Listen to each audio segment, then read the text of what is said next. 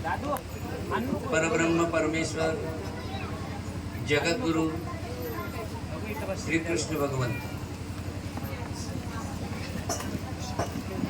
त्यांची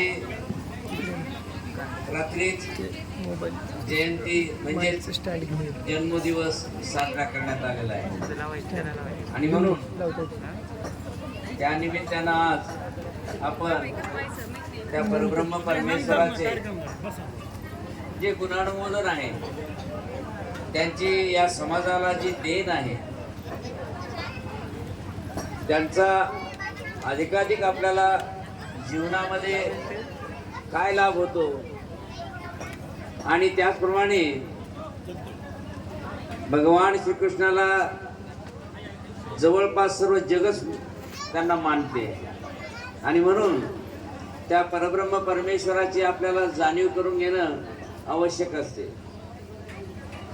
देव हे हा शब्द सर्वसामान्य वाटतो, परंतु खरं देवत्व जे असेल ते परब्रह्म श्रीकृष्णांच्याच ठिकाणी आहे आणि ते त्यांच्या ज्ञानातून आपल्याला लक्षात येईल. म्हणून आपण आज त्यांच्या त्या परब्रह्म परमेश्वराच्या गुणानुमोदनाचं किंवा स्तुतीचं आपण आज श्रवण करणार आहोत. बंधूंनो, जगाला वळविण्याचं, जगाला आकार देण्याचं समाज सुधारक प्रयत्न करीत असतात, परंतु समाज सुधारकाच्या शब्दामध्ये जे तेज असतं ते मात्र तत्वज्ञानाचं बेसिक असते आणि हे तत्वज्ञान परब्रह्म परमेश्वर त्यांनी जर ते निरूपण केलेले असेल तर ते तत्वज्ञान त्यांच्या समाज सुधारणाच्या उपयोगी येत असतं. अन्यथा असं कितीही जरी समाज सुधारण्याचा प्रयत्न केला तर तो प्रयत्न यशस्वी होऊ शकत नाही. त्यासाठी परमेश्वराच्या तत्वाचा आधार असणं फार गरजेचं आहे. भगवान श्रीकृष्णांच्या जन्मकाळापासूनच अगदी अलौकिक अशा काही घटना घडलेल्या आहेत. इतकंच काय, त्यांच्या विचाराचा आचाराचा अंत तो लागू शकत नाही. कधी काय करतील याचा अंदाज नाही. आपल्या सगळ्यांना माहिती आहे जन्म बंदी खाण्यात झालेला आहे. बंदी खाण्यात जन्म झाला, पण कोणी पाहिलं? प्रश्न उपस्थित, कोणी पाहिलं? कारण ज्यावेळेस पाहिलं त्यावेळेस ते तिकडं कुठे होते? मथुरेला. मग तिथं झाला कशावर? किती अलौकिकता आहे. आता आपण ठरवून घेतलं ते तिथंच आहे म्हणून, पण पाहिलं कोणी? समस्या आहे ती. खूप कथानक आख्यानक ऐकायला मिळतात. म्हणजे भगवान श्रीकृष्णांच्या जन्मकाळापासूनच अलौकिकत्व सुरू झालेलं आहे. ज्यांना साखळदंडाने जखडलेले असे आई वडील सांगा जातील कुठे? म्हणून जन्म तिथे झाला, पण जन्म कसा होणं शक्य आहे? हो, हातपाय तर बांधलेले आहेत, जखडलेले आहेत. म्हणजेच ते साखळदंड काय सुटावे, केवढा हा एक प्रकारे दिव्य अलौकिक हा भाग आहे. याच्यामध्ये ते साखळदंड काय सुटतात. तिथे वसुदेवाला आपल्या मित्राची आठवण होते की मला आता या ठिकाणी फक्त एकच मदत करू शकतो, तो म्हणजे नंदराजा. केवढं ते मित्रप्रेम.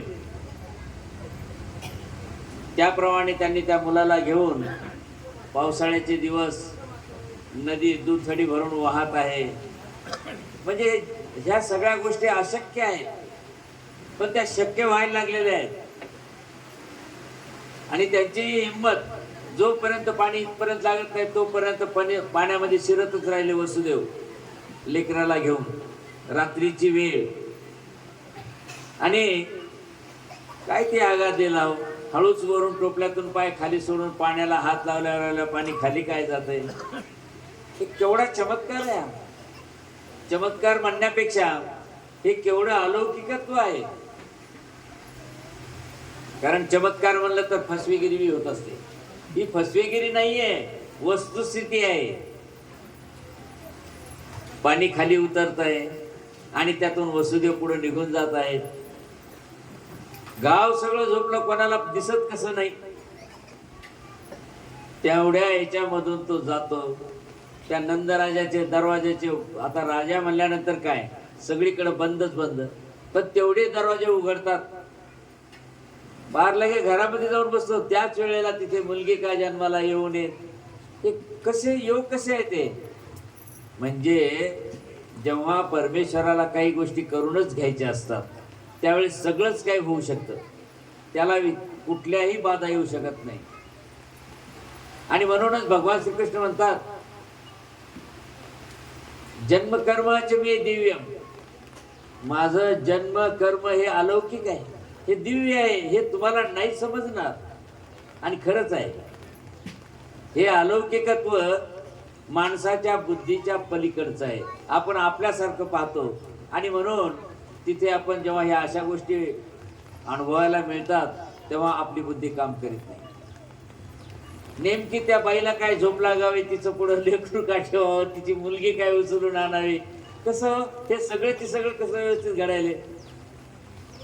आणि किंवा त्या नंदराजाला विचारलं जरी म्हणलं तरी पण त्यानं कसं द्यावं आपलं लेकरू. कोणी म्हणते, कोणी विचारून आणलं म्हणतात हे घे तू माझं मदत कर म्हणून. आता खैर काही असो, परंतु हे कसं वाटायले नाही शक्य आहे. आणि तिथून तो घेऊन येऊन नदीतून पुन्हा परत येऊन हातात ते लेकरू समोर आणि हातात पुन्हा बेड्या बसतात. पुन्हा दरवाजे लागले जातात बाहेरचे. कोण लावायले दरवाजे तिथे? ज्या जन्माच्या वेळेस राखण ठेवला होता पिंपळ आणि कावळा, म्हणे पिंपळाचं पान ते निमुळत असते, कधी स्थिर बसत नाही.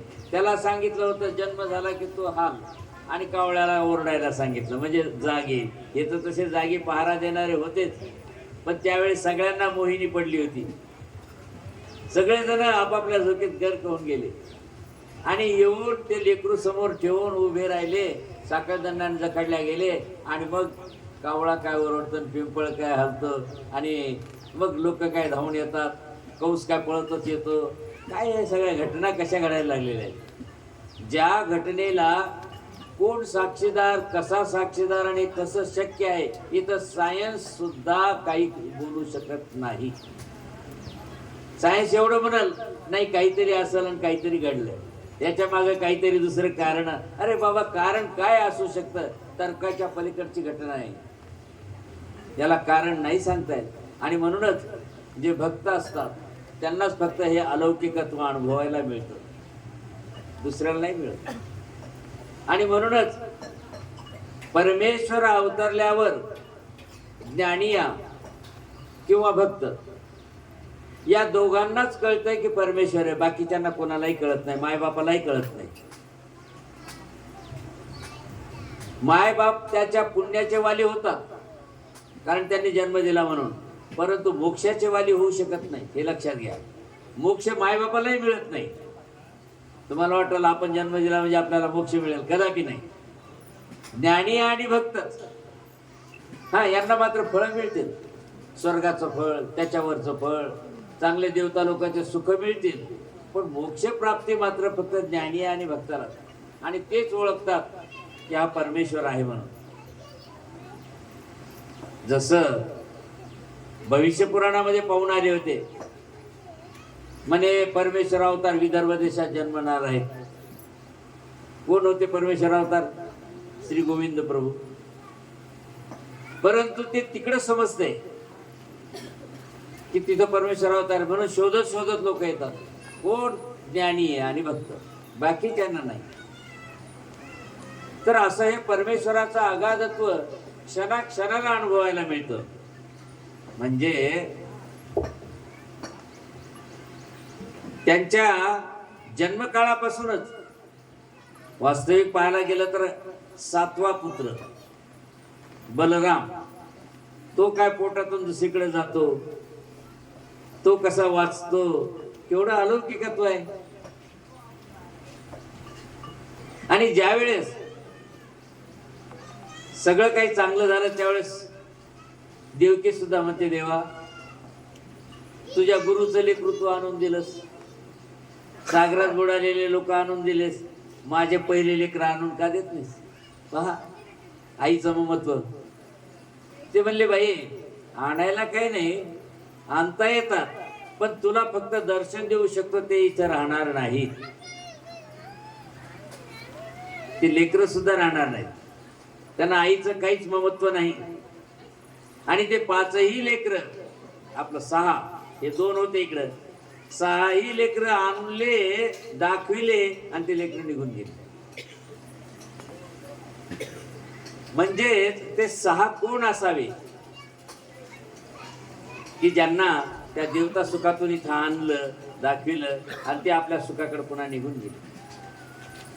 म्हणजे परमेश्वराच्या सहवासात येणारा प्रत्येक जीव हा त्या ठिकाणी तो काहीतरी भाग्य घेऊनच आला होता, म्हणूनच त्यांना परमेश्वराच्या जीवनाचा किंवा त्यांच्या संबंधाचा योग पुरला. आणि ते अहो जीव, भाग्यवान जीव, आपल्याला तो योग नाही मिळू शकत. एक गोष्ट घडली जीवनात तर आपण जीवनभर म्हणतो केवढा परमेश्वर चांगला, केवढा परमेश्वर चांगला. आणि ज्यांना या श्रीकृष्णाचा सहवास लाभला असेल त्यांची काय कथा. हे जीव सर्वसामान्य नव्हते, खूप काही पुढे गेलेले होते, खूप काही पुण्याच्या राशी त्यांच्या भरलेल्या होत्या, म्हणून त्यांना ते योग पुरलेले होते. इतकंच काय, जन्माची कथा तर तुम्हाला अलौकिक वाटलीच असेल, पण जन्मल्यावर सुद्धा जेव्हा बलराम ते दोघं सोबत खेळत असताना बलराम त्या यशोदेला जाऊन सांगतो, या पोराने म्हणे माती खाल्ली, माती खाल्ली.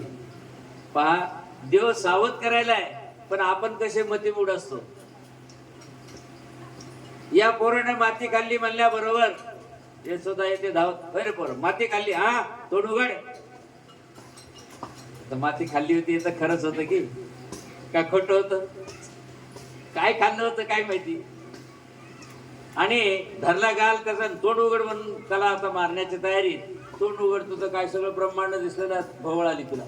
हे काहीतरी ते तोंडावर हात ठेवला, एवढं मोठं सगळं ब्रह्मांड दिसायले तरी त्या जीवाला शुद्धी येई नाही. कोण आहे? काहीतरी अवकाळीच आहे बाबा. अवकाळी म्हणजे भूतकेत असेल, कारण जीवाचे संशय वेगळे वेगळे असतात. काही नवीन दिसलं की काहीतरी झालं म्हणतात, गडबड आहे. ज्ञानी आलं भक्तांनाच फक्त कळतं ते. आईला वाटलंय काहीतरी विचित्र आहे, तिनं तोंड बंद करायला लावलं. माती खाल्लेलं गेलं विसरून तिच्या डोळ्यासमोर तेच वैभव दिसायला लागलं, ब्रह्मांडाचा गोळा. म्हणजे भगवान श्रीकृष्णांच्या त्या लीळेमधून चेतावणी मिळत आहे, मी कोण आहे. पण या अज्ञान जीवाला मात्र त्याचा उकल होऊ शकत नाही. का होत नाही? आपण तसं भाग्य जोडलेलं नसतं. आणि म्हणूनच आपल्याला ते भाग्य जोडण्यासाठी सातत्यानं जन्मामध्ये भक्तिभाव, त्यानंतर निष्काम कर्म, सत्यता, अहिंसा या गोष्टी जो सांभाळतो त्याला मात्र हा युग लवकर पुरतो. जगामध्ये परमेश्वराचे अनंत अवतार असतात. ते अवतार कमी अधिक स्वीकाराचे असतात. भगवान श्रीकृष्ण मात्र तसे नव्हते, ते संपूर्ण स्वीकाराचे होते. उभय दृश्य अवतार म्हणतात त्यांना. असे अवतार फार कमी असतात. सर्वज्ञ श्री चक्रधर भगवंत म्हणतात, श्रीकृष्णाला खूप काही नाव आहेत, पण मात्र एका नावाचा उकल कुणालाही झालेला नाही. त्या नावाचा भेद फक्त रुक्मिणी आणि श्रीकृष्ण जाणत होते. आता श्रीकृष्णाला पटराण्याही पुष्कळ होत्या. इतकंच काय, त्यांच्या ठिकाणी पुष्कळशा स्त्रिया होत्या, 16 सहस्र नारी म्हणतात त्यांना, पण कुणालाही त्या नावाचा पता नव्हता. असं म्हटल्याबरोबर फक्त एकाच भक्ताला कळालं की श्री चक्रधर स्वामी हे श्रीकृष्ण भगवान आहेत. बाकीच्यांना नाही म्हटलं, फक्त नवल वाटलं, हो हो छान छान छान वाटलं, पण उकल नाही झाला. उकल फक्त एकाच भक्ताला झाला. की आमचे स्वामी हे श्रीकृष्ण भगवान आहेत. तेव्हा कळत असंच असतंय, सगळ्यांनाच सारखी श्रद्धा बसत नसते. त्याचं कारण काय असतं की मागची आपली जी जोड असते, संचित कर्माची जोड. कारण असं म्हटलेलं आहे, पूर्वजन्म कृतम कर्म तत् दैवविधी कथ्यते. पूर्वजन्मात केलेलं जे असतं त्यालाच दैव असं म्हटलं जात असतं. आणि ते आपलं जोडलेलं सगळ्यांचं सारखं नसल्यामुळं एकाची श्रद्धा अधिक असते तर एकाची श्रद्धा कमी असते.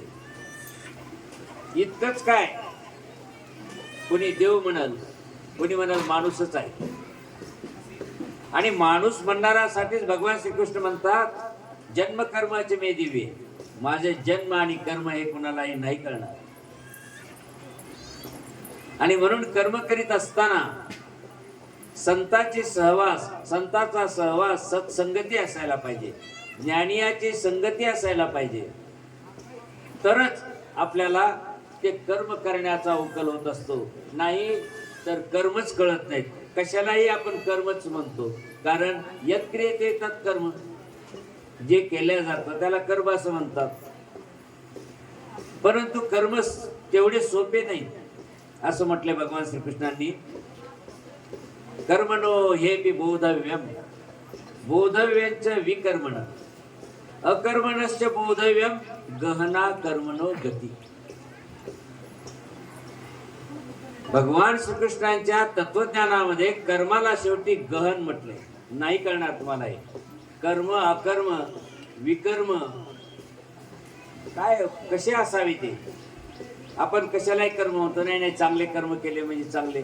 अहो, चांगले कर्म केले किंवा पुण्यरूप कर्म केले म्हणून आपल्याला देव मिळतो का हो?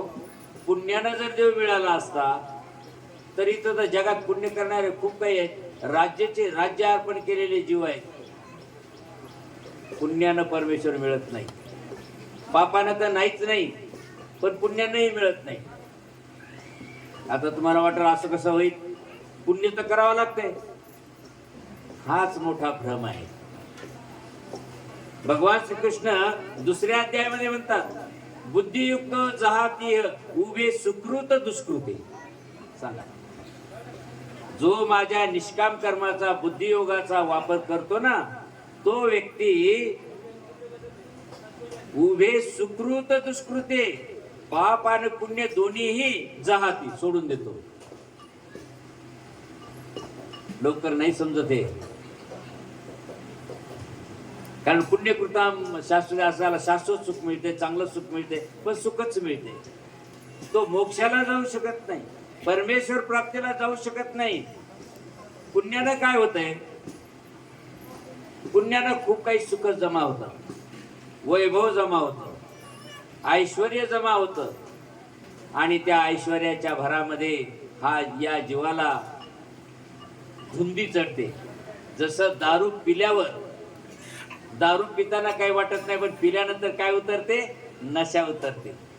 आणि नशा आल्यावर मग मात्र त्याला बहीण भाऊ काय समाज काहीच सुचत नाही. बरं का बरं, त्यावेळेस त्याला चांगले शब्द येत नाहीत, नेमक्या शिव्याच कसं काय येतात? आश्चर्यच आहे की नाही. एखाद्याच्या याच्यामध्ये गुणानुमोदन यायला पाहिजे, जगले चांगलं, तुम्ही सगळे भाग्यवान आहात असं कधीच म्हणत नाही दारू पिणारा. का म्हणत नसावा? तो येडा आहे ना. मग येडा आहे तर त्याच्या तोंडात काही बी यायला पाहिजे. जिथं देवाची आरती झाली ते त्याच्या तोंडात यायला पाहिजे, नाही येणार. त्याच्या तोंडात शिव्याच येतात. असं का? कधीतरी तुम्ही ऐकले का दारू पिणारा मनुष्य की चांगलं करा, चांगलं व्हा, पुण्य करा, पाप करा, असं कधी म्हणतो का? नाही म्हणत, शिव्याच देत राहतो. काय कारण काय? नेमकं पुण्याचं तसंच असतं. पुण्य माणसाने मिळविलं, आधी गरिबी असते. हाय देवा मला नाही, त्याला नाही, काशी फिरो, इकडं फिरो, सगळं जग फिरवतो, सगळी संपत्ती दान करत राहतो आणि खूप मोठं पुण्य मिळवतो. पुण्य मिळाल्यानंतर जेव्हा त्याला वैभव प्राप्त होतं त्यावेळेस त्याला आमदार खासदारासारखे पद येतात किंवा त्याच्यापेक्षा मोठे. मग तो काय म्हणतो, जगात देवच नाही. सांगा, इथून सुरुवात त्याची. अरे ज्या देवाच्या पोटी तू भीक मागून एवढं वैभव मिळवलंस आणि आता तो म्हणतो जगात देवच नाही. ही पद्धतच आहे, काय करणार. तुम्हाला कधी असं ऐकण्यात आहे का एखाद्या आमदाराने खासदाराने खिशातले पैसे दान दिलेत म्हणून? थांबा थांबा थांबा, प्रयत्न करतो. कशाचा? आम्ही टॅक्स भरलेलं जे असतं ना त्यातला तो निधी तुम्हाला आणून द्यायला प्रयत्न करतो. त्यातलं बी 20% 25% कमिशन. म्हणजे तुमच्या नावाखाली मिळणारा निधी त्यातलं कमिशन 15%, 20%, 2%. आणि त्या कमिशन मधून 100 ठिकाणी नाव लिहा, माझं नाव लिहा, माझं नाव लिहा. अरे काय चालला काय प्रकार? कशामुळे? पुण्यामुळे. मागची पुण्य. ते सांगा आता, पुण्य काय जोडायले तुम्हाला? सगळ्याला कळतंय. मी जे म्हणाले हे काय कुणाला माहित नाही असं नाहीये, सगळ्याला माहिती आहे. कधी खिशातून देईल का? उलट त्यात तुम्हाला जे मिळाले त्यातलं कमिशन. हे कशामुळं? त्या पुण्यामुळं. पुण्यामुळं त्याला वैभव मिळाले आणि त्या वैभवामुळं त्याला ही बुद्धी सुचायली की कमीत कमी आपल्याला एवढं मोठं, कारण आमदाराला खूप मोठं महिन्याला पगार नसते, मानधन असतं खूप मोठं, तुमच्या पगाराच्या 1000 पट असते. तेवढं सुद्धा त्याला श्वास कमीच असतं. आणि तुम्हाला मिळणाऱ्या निधीमध्ये 20%, 5%, 2% गुत्तेदाराला दिलं, त्याच्या टक्केवारी चालू होते. कशामुळं? पुण्यामुळं. लक्षात घ्या, पुण्य चांगलं आहे का? मला हे म्हणायचं आहे की पुण्य पुण्य म्हणतो आपण, पुण्य काय करायले बघा, त्याची उत्पत्ती पुण्याची. आणि मग हे नाही ते नाही, जगात देव नाही, काही नाही, सगळंच काही सुरू होतं. अपवाद आहे मोदी सारखा की तो मांसाहार करत नाही. तो अपवाद आहे जगामध्ये. तो अमेरिकेला गेला तरी तो कधी मांसाहार करत नाही. परंतु बहुतेक त्यांना ते सगळं सुचतंय, रक्त मांस हाड खाण्याचं. सांगा, हे पुण्याची पर्याय. कारण पुण्य परिणती अशी होऊन जाते. पुण्य मिळवावं का एवढी पंचायत आहे. नाही कळत माणसाला. हे फक्त ज्ञानी ओळखू शकतो. तो निष्काम कर्म करतो, संपलं. सकामता नसते त्याच्यामध्ये. आणि पुण्य म्हणलं की सकामता असते. पुण्य म्हणजे सकामता असते, सहेतुक असते. आणि म्हणून पुण्य केल्यानंतर काय होतं? खूप मोठं वैभव मिळते, बिल्डिंगी, मोठमोठाले प्लॉट, हजारो एकर जमीन. परदेशात काही काही अब्जावधीची संपत्ती करून ठेवतात. आणि त्याला माहिती असते क्षणार्धात अटॅक आला तर आपण मरणार आहोत, हे बी माहिती असते. तरी परंतु जीव मात्र खूप मोठ्या पापातून लोकांचे मुंडके मिळून, जनतेला पिळून खूप संपत्ती जमा करतात आणि एक दिवस निघून जातात. म्हणजे काय कमवून गेले ते? पुण्य मिळालं. पुण्य भोगत असताना त्यांनी काय कमाई केली? पापाची कमाई केली. अवघड आहे. आमचा गरीब शेतकरी कष्ट करतो, साधू आलं की त्यात वंजळवर दान द्यायला पाहतो. कष्टाचं, त्याच्या कष्टाचं पुण्यवान लोक देत नसतात. ते वरच्यावर द्यायला पाहतात, वरच्यावर. गरीब माणूस कबाड कष्ट करतो शेतात आणि तिथून तो 5 रुपये 10 रुपये काढतो आणि तो कपाळाला लावतो. कारण ते दान त्याचं अत्यंत तळमळीचं असतं. पहा आता कशी गंमत असते. म्हणजे चक्र आहे. जेव्हा पुण्य मिळतं माणसाला, पुण्य करतो, पुण्याची जेव्हा परिणती सुरू होते, म्हणजे दारू पिल्यानंतर जी नशा येते, तसं पुण्य केल्यानंतर जे अंगात येतं त्यानं तो पापाचे घडे भरतो.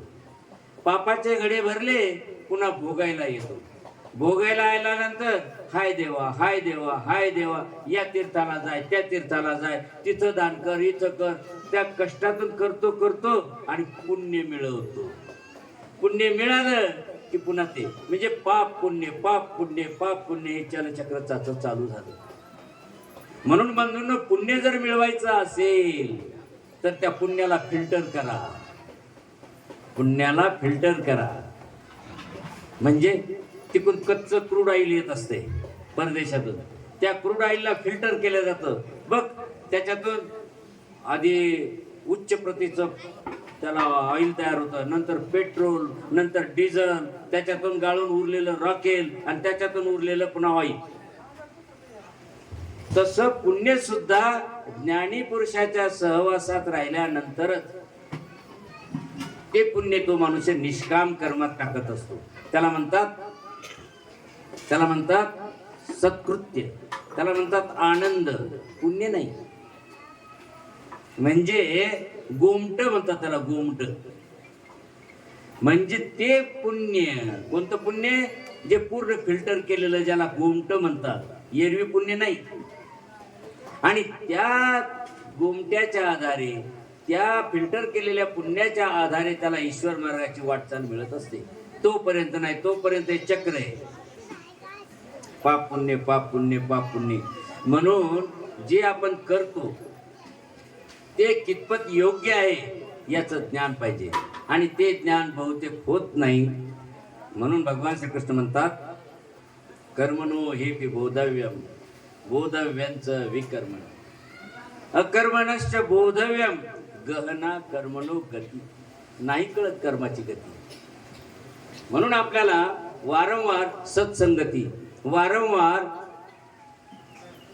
अनेक अशा कार्यक्रमाच्या माध्यमातून ज्ञानार्जन मिळवावं लागतं. म्हणजे त्या ज्ञानानं मग मनुष्य आपण जे करतो त्याच्यामध्ये अधिकाधिक तो सुधारणा करतो. अहो, पूर्वी शेती करीत होते, परंतु आताची शेती तुम्ही पहा किती हुशार आहे. तो कमी वेळात अधिकाधिक पीक कसं येईल, त्या पिकाची वाण कसा असतो, तो वाण सुद्धा 4 वेळा पाहतो, नीट लावतो, त्यावेळेस त्याला ते फळ मिळतं. मग तसं आपण पुण्य करत असताना, देवधर्म करत असताना का बरं आपण विचार करत नाही? नाही नाही म्हणतात, काही जरी केलं तर सगळं पुण्यच पुण्य, सगळीकडे देवच भरलेला आहे. आता सगळीकडे देव भरलेला आहे, तर मग सगळीकडून चला ना. जरा रस्त्याच्या काठाने गेलं, खेड्यातले लोक म्हणतात, बाबा मधून चला, मधून चला. खेडेगावात गेलं की अरे सगळीकडेच देवच भरलेला आहे, चालू दे ना कुणी कुणी. नाही ना, पाय भरतील म्हणतात. काय म्हणतात? काठानं चाल. अहो, सगळीकडे देव भरलेला आहे ना. त्यावेळेस नाही, त्यावेळेस म्हणतात नाही नाही मधून चला. आता हे तुमच्या लक्षात यायला काय म्हणायला मी, म्हणजे आपण जे करतो आहोत, काय करतो आहोत, आपल्याला भान नसतं. म्हणून नहि ज्ञानेन सदृशम पवित्रम इह विद्यते. या जगामध्ये ज्ञानासारखं पवित्र असं काहीच नाही. कारण हा समाज अज्ञानेना वृतम ज्ञानम तेन मुह्यंती जंतव. भगवान श्रीकृष्ण सांगतात, हा समाज अज्ञानानं वेढलेला आहे आणि त्याच मोहात पडलेला आहे, त्याच मोहात पडलेला आहे. त्याला नाही कळत. परब्रह्म परमेश्वराने सत्य, अहिंसा, अनेक मूल्यवान तत्वांचा आविष्कार आपल्यामध्ये दिलेला आहे, परंतु आपल्याला ते निवडताच येत नाही. म्हणजे सत्य, सत्य कशाचं सत्य, सत्य कशाला म्हणावं हेच कळत नाही. सत्य काय असतं? सत्य हे काल सापेक्ष असतंय.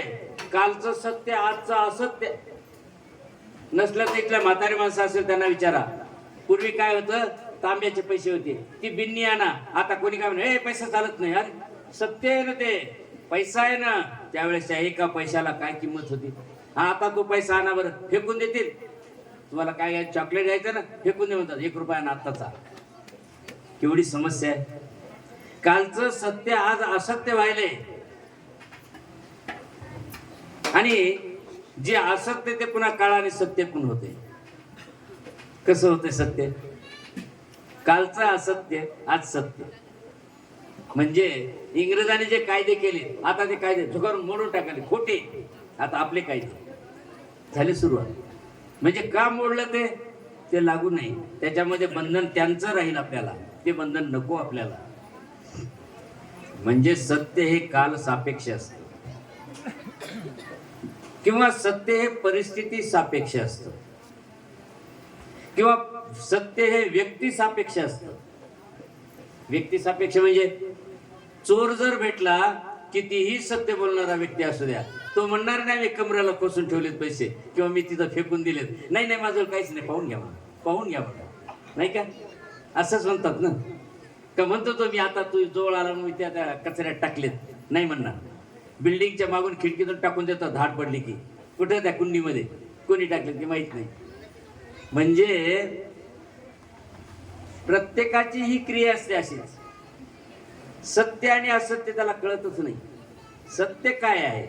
आणि म्हणून सर्वज्ञ श्री चक्रधर भगवंत म्हणतात, सत्य नृत्य व्यवहार. व्यवहार हा नुसत्या खऱ्यानं होत नाही, नुसत्या खोट्याचा बी नसतो, तर व्यवहार हा खरं खोटं मिसळून असतो. मला एक भक्त भेटला, तो म्हणे बाबा मला गुरु करा वाटायला. अरे कर की म्हणलं, चांगली गोष्ट आहे. नाही ना म्हणे, अडचण आहे म्हणे. काय अडचण आली म्हणे? मला शब्दाला खोटं बोलावं लागते. अरे काय रे म्हणलं, खोटं का बोलतोस? नाही म्हणे, अशी पंचायत आहे म्हणे, मी जर म्हणलं ही साखर 40 रुपये किलो की पटकन मला म्हणतात तुम्ही काय भाव आणली. आता मी जर त्याला सांगू मी 16 रुपये 17 रुपये आणली, मग 18 घ्या 19 घ्या, म्हणून मला म्हणावं लागतं 19.5 रुपये. आपलं 40 रुपये ना, 39.5 रुपये. असं खोटंच बोलावं लागतं. नाही जर खरं बोललं तर मग ते मलाच आणखी 4 शब्द सुनवतात. म्हणजे दुकानदार होता तो व्यक्ती, तो म्हणे प्रत्येक मालाच्या बाबतीत असंच म्हणावं लागतंय मला. सांगा. मग त्याला म्हटलं बाबा रे, तू व्यवहार आहे, व्यवहार हा खरं खोटं मिसळून असतो. स्वामीने सांगितलं सत्यानृत्य व्यवहार. ते खरं खोटं नको मला सांगू, मला फक्त ईश्वराशी तू प्रामाणिकपणाने राहा, निष्कामतेनं राहा, हे हवं आहे. मग त्याला समजून सांगितलं, त्यानं गुरुमंत्र घेतला. परंतु त्याची भावना काय होती, मला तर खोटं बोलावं लागते शब्दाला, मी गुरु कसा करू. खरं बोलायला पाहिजे ना. आपणच सांगतो खरं बोला, खरं बोला, कसं बोलावं खरं त्यानं. नाही बोलतायत, व्यवहार होतच नाही खऱ्यानं. व्यवहार खऱ्यानं होत नाही, खोट्यानं होत नाही. खरं खोटं मिसळून चालतो व्यवहार, एकदम नुसत्या खऱ्याचा होत नाही. पीक सुद्धा येताना त्याच्यावर डाव पीक मध्ये येतच असते. काय निवळ चांगलं पीक येते का, त्याला निवडावं लागतंय. कारण एक लहान दाणा येतो, एक मोठा दाणा येतो, एक किडकं येतंय, एक कुठं अपुरच असतंय, त्याला चाळून करावं लागते. तर कुठलीही निष्पत्ती अशीच होत असते. आणि म्हणून त्याला फिल्टर करणं आवश्यक असतं. आणि म्हणून आपल्याला सुद्धा पुण्य असो की काही असो, कर्म असो, त्याला फिल्टर करणं आवश्यक असतं. आणि ते फिल्टर करणं म्हणजे ज्ञानाने. ज्ञानाशिवाय पर्याय नाही. ज्याला ज्ञान नाही त्याला वाटतं काय की हेच चांगलं आहे आणि नको तेच तो घेत बसतो. म्हणून ज्ञान मिळवणं आवश्यक आहे. या सत्यतेपायी कित्येक वेळेला सत्य म्हणजे काय. आणि महात्मा गांधी सुद्धा म्हणले ते, मैं पहिले भगवान को सत्य मानता था, पर अब सत्य ही भगवान मानता हूं. आता काय सांगू आता अशा माणसाला. सत्य काय क्रिया आहे, तो का परमेश्वर असू शकतो का. म्हणजे माणूस असा पलटी खातो, म्हणतो मी देवाला शरण आलो, मग म्हणतो मीच देव आहे, अहम ब्रह्मास्मी, मीच देव म्हणून लागतं मिरवायला. आता काय करावं त्याला. म्हणजे जरा थोडे लोक 4 लोक दर्शन घ्यायला लागले की मीच देव आहे म्हणतो तो. अहो मी देव नाही, मी तुमच्यासारखा रक्तमांस हाडाचा पुतळा आहे. मी तुमच्यासारखा रक्तमांस हाडाचा पुतळा आहे. कदाचित माझ्या उतरत्या वयामुळं माझं रक्तही अशुद्ध असेल, सगळं मांसही तरुण मुलाचं रक्तमांस चांगलं असतं. मग माझ्याच रक्तमांस हाडाची तुम्ही पूजा का करता, लेकराची का करू नये. तसं नाही. म्हणजेच इथे आला प्रश्न ज्ञानाचा. कारण ज्ञान पूज्य, जे तुम्ही पूजन करता ते माझं नाही करत. मी तर रक्तमांस हाड आहे, तुमच्यासारखाच आहे मी पण. मला जर तुम्ही म्हणला नाही बाबा तुम्हीच गुरु आहेत, तुम्हीच ब्रह्म आहेत, तुम्हीच सगळं आहेत, आता आम्हाला आशीर्वाद द्या, माझ्याकडे बीपी आहे, शुगर आहे, का बोला कोणता आशीर्वाद घेता. तुम्हाला गुरुच पाहिजे ना. मग गुरुजवळ आहेच काय, बीपी आहे, शुगर आहे, लबाडी आहे, अनेक जन्माचे पाप केलेले मी पण आहेत म्हणून इथं आलो. नाहीतर मी तर ईश्वराच्या पदरात जाऊन बसलो असतो. तुमच्या समोर बसलो कशाला, तुमच्यासारख्या रक्तमांस हाडाच्या पुतळ्यात आलो कशाला. माझं बी काहीतरी भोग राहिले. मला सुद्धा थोडस काही जरा झालं तर दवाखान्यात पळावं लागतं डॉक्टरकडे. मग तुम्ही असाल बाबा तुम्ही ब्रह्म आहेत, गुरुर ब्रह्मा गुरुर विष्णू, आता तुम्ही डॉक्टरकडे का पळायले. पंचायतच आहे की नाही. ते तुमची गल्ल झालेली आहे. मी ब्रह्मा नाही ना विष्णू नाही, तद्वत आहे. त्या श्लोकाचा आशय काय आहे, गुरुर ब्रह्मा म्हणजे गुरु ब्रह्मपदाला निघालेला आहे, म्हणजे माझे प्रयत्न चालू आहेत. गुरु विष्णू, मी त्या विष्णूकडे जाण्याचा प्रयत्न करणारा आहे. म्हणून तो श्लोक कसा आहे, गुरुर ब्रह्मा गुरुर विष्णू. परंतु आम्ही त्याचा अर्थ असा करतो की गुरु हाच ब्रह्मन, गुरु हाच विष्णू, आणि म्हणून त्या गुरु पुढे लोटांगण घालतो. लोटांगण घालणं चांगलं आहे, परंतु त्याच्या ज्ञानापुढं लक्षात घ्या, त्याच्या ज्ञानापुढं, त्या व्यक्तीपुढं नाही. व्यक्ती तर मी तर सांगितलं मी रक्तमांस हाडाचा पुतळा आहे. मला सुद्धा अज्ञानत्व आहे, माझ्या ठिकाणी सुद्धा पाप आहे. पाप नसतं तर मी हे भोगायला कशाला आलो असतो, मला कशाला बिमाऱ्या आल्या असत्या. माझं बी पापच आहे. म्हणून बंधूंनो, गुरु उत्तम आहे, पण त्याच्याजवळ ज्ञान आहे म्हणून तो उत्तम आहे. पहा, बल्ब चांगला आहे पण पेटलेला पेटतच नाही, गेलेला बल्ब आहे तो काय कामाचा, फेकून देतात उकंड्यावर. आलं लक्षात? उकंड्यावर फेकून द्यायचे लायकीचा शॉर्ट झालेला बल्ब. जर तो पेटत असेल, उजेड देत असेल तर बल्ब म्हणतो. तसं गुरुच्या ठिकाणी जर प्रकाश असेल, ज्ञानाचा प्रकाश असेल, तर तो गुरु, आणि त्या गुरुपासून आपल्याला लाभ होईल, अन्यथा नाही होणार. म्हणून ज्ञान हे अत्यंत गरजेचं आहे. म्हणून भगवान श्रीकृष्ण वारंवार ज्ञानाचं महत्व सांगतात की देवद्विज गुरुप्राज्ञ पूजनम शौचमार्जव. 17व्या अध्यायामध्ये म्हटले देव द्विज गुरु आणि प्राज्ञ. प्राज्ञ म्हणजे काय? ज्ञानवान. गुरु कोणता? ज्ञानवान. कारण नाही ज्ञाने न सदृशम. भगवान श्रीकृष्णाचं तत्वज्ञान निक्क आहे, परंतु त्या निक्कत्वाचा आपल्याला जाणीव होणं लय गरजेचे आहे. समाज हा फार अंधश्रद्धेत गुरफटलेला आहे. मनुस्मृतीमध्ये असं म्हटलेलं आहे, मनुस्मृतीमध्ये असं म्हटलेलं आहे, कलियुग लागलं की 3 वर्ण भ्रष्टले. क्षत्रिय, वैश्य आणि शूद्र हे 3 वर्ण भ्रष्टले.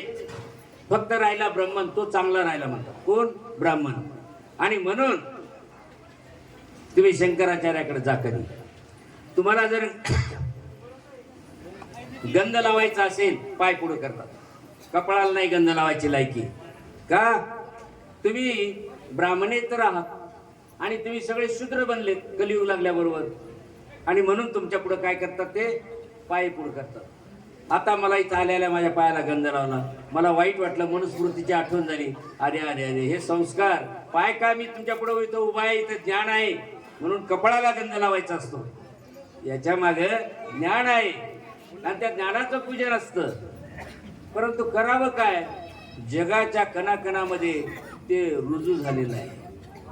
कोणती? मनुस्मृती. ती मनुस्मृती हाडाहाडामध्ये बसलेली आहे आणि म्हणून खाली पायाला गंध लावला. ठीक आहे, त्यांची श्रद्धा आहे, तो भाग वेगळा. मी श्रद्धेला दोष देत नाही. दोष आहे आमच्या त्या ग्रंथकाराचा, ज्यांनी हे सांगितलं. आणि म्हणून माणसाला ज्ञान होणं फार गरजेचं आहे आणि ज्ञानानंच मनुष्य तरुण जातो, अशी सत्यता आहे. इतकंच काय? परंतु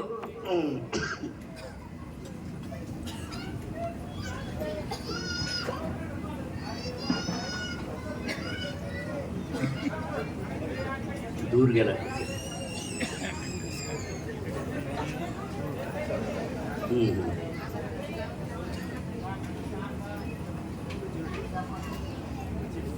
की अहिंसा, अस्तेय, म्हणजे ह्या ज्या गोष्टी असतात जीवनाला आकार देणाऱ्या, तर ह्या आकार देणाऱ्या गोष्टी त्या परमेश्वरीय तत्वज्ञानामधून उजरंबाला येत असतात आणि म्हणून आपल्याला ते निवडायचं असतं.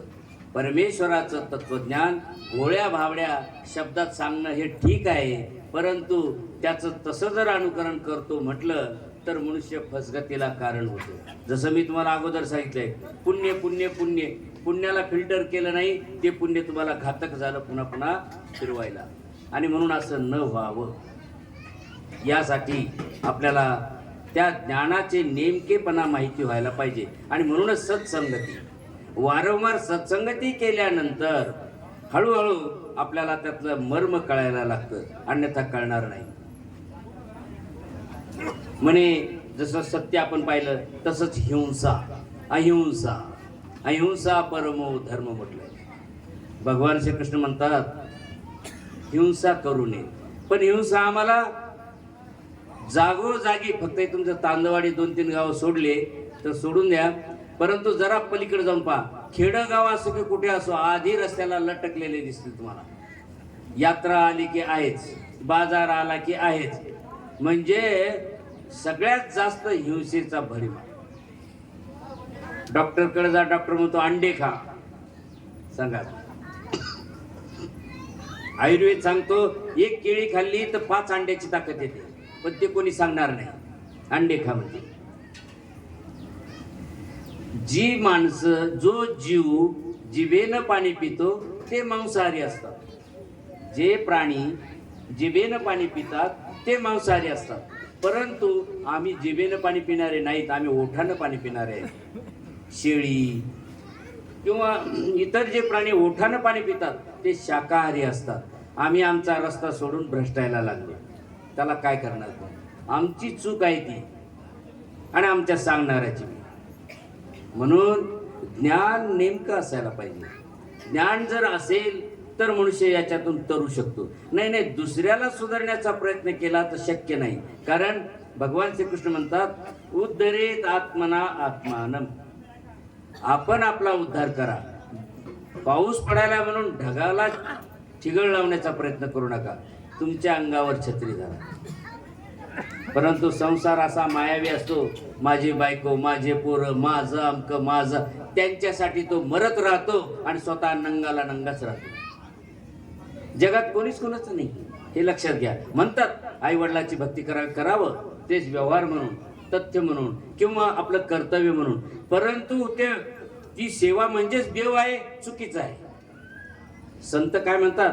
आई बाप बंधू कुणी ना कुणाचे. लग्नाच्या आधी होऊ द्या, कापून काढतात तुम्हाला. काढतात की नाही? नाही, करावं. आई वडिलांची सेवा करा, सगळं करा, पण व्यावहारिक तत्वावरच. निवळ देवच म्हणून नाही. देव म्हणत असाल तर चुकले तुम्ही. आई बाप बंधू कुणी ना कुणाचे, आप्त मित्र गोत्र सगळे सुखात, संसारात नाही सुख या जीवास. ऐकाव. आणि मग जी माणसाला जी गती दिलेली आहे की ब्रह्मचर्य आश्रम, गृहस्थ आश्रम, वानप्रस्थ आश्रम, संन्यास आश्रम, बालवयामध्ये ब्रह्मचर्य अवस्थेमध्ये विद्याभ्यास करावा. नंतर ह्या ब्रह्मचर्य आश्रम संपल्यावर मग गृहस्थ आश्रम, संसार. परंतु संसार कसा? Short but sweet. थोडक्यात. तरुण पण आहे तोपर्यंत. आता लेकराला लेकर झाले तरी पंचायतच आहे. अशी अवकाळा व्हायली आणि आपलं गणित चुकलं की सगळंच गणित चुकते. कुठेतरी संयम, कुठेतरी धैर्य. श्री चक्रधर स्वामी म्हणतात धीरवीरा व्हावे. अरे संयम ठेवा, माणुसकी ठेवा. लेकरं आहेत आपल्या वयाचे झालेले, त्यांच्या पुढं तरी काही पण नाही. आणि म्हणून गृहस्थाश्रम. पण गृहस्थाश्रम जरी असेल त्यात ओतपोत होऊ नका. लेकरं झाले की लगेच वानप्रस्थाश्रमात जा. वानप्रस्थाश्रम म्हणजे फक्त त्यांना आपण सल्ला द्यायचा असतो, बाबा रे असं करावं तसं करावं, आणि आपण हळूहळू रिटायर व्हायचं. आणि ज्या वेळेस मुलाला मुलं झाले की आपण संन्यासाश्रमात जायचं असतं. कारण आता पुढचं त्याचं कर्तव्य. आता सांगा बरं, हे आहे का चालू परंपरा? नाही. म्हणून गणित चुकायले. वास्तविक आई वडिलांना, वडीलधाऱ्या माणसाचा मान ठेवायला पाहिजे, सत्कारायला पाहिजे. हे एवढं ठीक आहे व्यवहारापुरतं. परंतु गंमत काय होते की आई वडील मुलाला पत्नी करतात, ती त्या मुलासाठी नसते, आमची सेवा करण्यासाठी. आणि मग काय म्हणतात, ही लईच खराब आहे का, आता आमची सेवा करत नाही. म्हणजे ती सून आणलेली यांच्या सेवेसाठी आणली का मुलाच्या सुखासाठी? संसार कोणासाठी? मुलासाठी. ज्या मुलाला तुम्ही पत्नी करून दिली त्याला सुख मिळावं म्हणून, आणि त्याच्या संसारात आम्ही सगळे ताशेरे ओढून त्याचा संसार बिघडून टाकतो. बघ, मुलाला सांगायचं असं की मुलगा म्हणतो नाही नाही आई वडील लय श्रेष्ठ, तुझ्या बायकोवरच त्याची सुरुवात झाली किरकिरी. आताचा काळ बदललाय. आताचा काळ असा झाला की वडिलाची संन्यासाश्रमाची वेळ आल्यावर वडील जात नाही, म्हणून मुलगा काय म्हणतो, बाबा फ्लॅट दोघा पुरताच आहे, त्यामुळे तुम्ही इथं कोठ्यातच राहा, आम्ही फ्लॅटमध्ये राहतो. म्हणजे तुम्ही सोडत नाही तर पोरगाच म्हणतो तुम्हीच व्हा तिकडं. ही वेळ आली आता. मग म्हणतात काय बा पोरं आजचे हल्लीचे पोरं चांगलेच नाहीत, माय बापाला विचारत नाहीत. गणित तुमचं चुकायचे का? कोण्या वेळेस काय करावं, कोणत्या वयात काय करावं, हे गणित आमचं चुकून चाललंय. हा, हे तितकं खरं आहे की आपण वडीलधाऱ्या माणसाचा मान ठेवावा, आई वडिलाची सेवा करावी, पण काही मर्यादा, काही लिमिट. कोणती गोष्ट, अहो साखर गोड लागली म्हणून किती खाता का? आता तर घाबरायले, शुगर मागे लागते, शुगर मागे लागते. आता त्याला तुम्ही साखरेचा किती गोड फळ द्या, धस करते तसं, नको मला शुगर आहे. आता कसा आला ठिकाणावर? म्हणजे तुम्ही नाही तर तुम्हाला निसर्ग ठिकाणावर आणतो. काही वस्तुस्थिती अशी व्हायला लागली, काय करणार, विलाज नाही त्याला. आणि मग म्हणतात काय करावं, असं झालं तसं झालं. बाबा आमचा जर संयम असला, म्हणून श्री चक्रधर स्वामी म्हणतात स्वभाव मात्रे. आता तुम्हाला वाटेल बाबा मधून मधून श्री चक्रधर स्वामी कसे आणायले, नाही का? श्रीकृष्णाची जन्मतिथी आहे. तुम्हाला या दोघांमधला फरक सांगतो. भगवान श्रीकृष्ण आणि श्री चक्रधर स्वामी हे दोन्ही एकच. तुम्हाला एकदा मी उदाहरण सांगितलं होतं त्या नामाच्या भेदावरून, की हे श्रीकृष्ण आहेत फक्त भक्तालाच कळालं, ज्ञानियालाच कळालं, इतराला नाही कळालं. का नाही कळालं? की ते ज्ञानिया भक्तालाच ईश्वराची त्याला जाणीव होते, त्याच्याजवळ ज्ञान असतं म्हणून, किंवा भक्ताला कळतं. तर श्रीकृष्ण हे श्री चक्रधर स्वामीच होते, हे त्यांच्या नावातच सांगितलेलं आहे. तुम्हाला माहिती आहे, गोसावी हा शब्द प्रयोग केलेला आहे देवाने. गोसावी, गोसावी म्हणजे काय हो? आम्हाला गोसावी म्हणलं की पटकन संन्यासी गोसावी येतोय दारावर मागणारा, तो गोसावी नाही. याला थोडस व्याकरणाचं ज्ञान लागते.